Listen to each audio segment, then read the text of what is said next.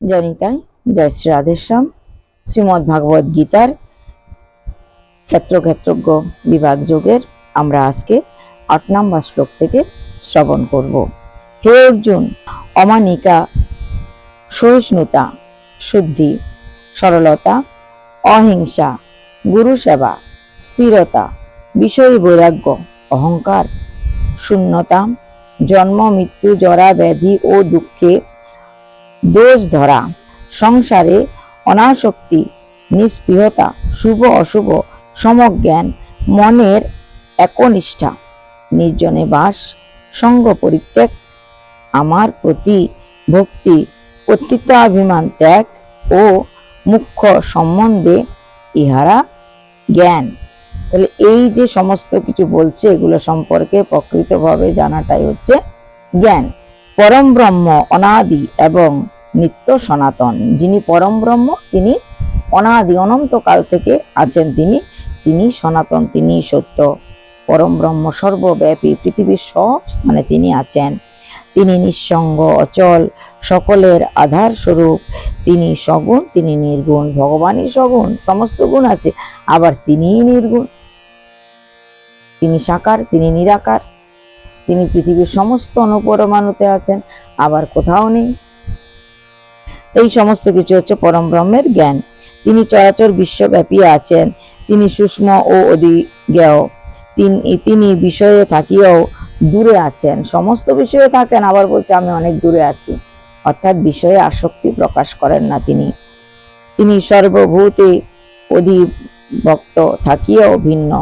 তিনি বিশ্বের সৃষ্টিকর্তা ও সংহারকর্তা। ভগবানই পৃথিবীর সৃষ্টিকর্তা, আর ভগবানই পৃথিবীর সংহারকর্তা। ব্রহ্ম অহংকারের ঊর্ধ্বে। তিনি জ্যোতিষ্কের জ্যোতি, জ্ঞানের দ্বারাই তাহাকে জানতে হয়। তিনি সকলের হৃদয়ে বিদ্যমান আছেন। আমাদের প্রত্যেকের হৃদয়ে তো ভগবান আছে। কার হৃদয়ে ভগবান নেই? যে ভগবানকে বিশ্বাস করে না, নাস্তিক, ভগবানের কোনো নিয়ম কানুন মানে না, তার ভিতরেও ভগবান আছে, নাহলে সে বেঁচে আছে কি করে? তাই তিনি সব জায়গায় আছেন। ব্রহ্ম অন্ধকারের ঊর্ধ্বে। তিনি জ্যোতিষ্কের জ্যোতি।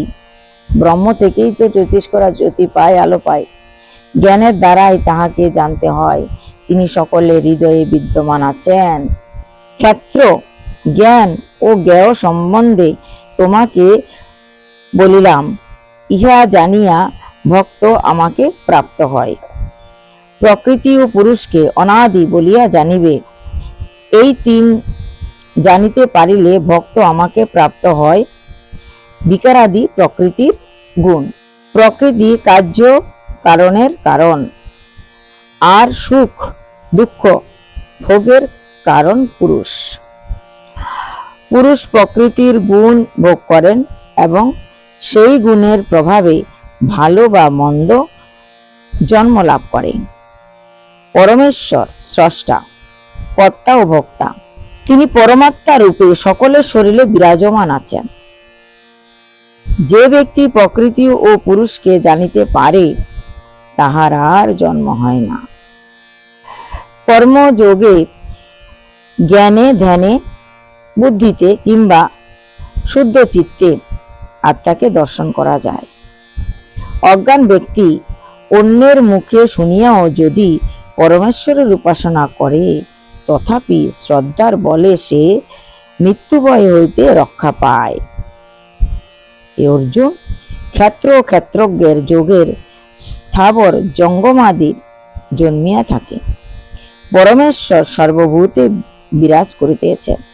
নিত্য ও নশ্বরকে যে সমানভাবে দেখে সেই প্রকৃতপক্ষে স্থির।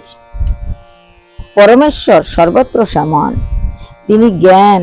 এই জ্ঞান যাহার আছে তিনি আত্মহিংসা হইতে মুক্ত হইয়া উত্তম গতি প্রাপ্ত হন। প্রকৃতি সমস্ত কাজ করাইয়া থাকে। জানিতে পারিলে অকর্তা আত্মাকে দেখা যায়।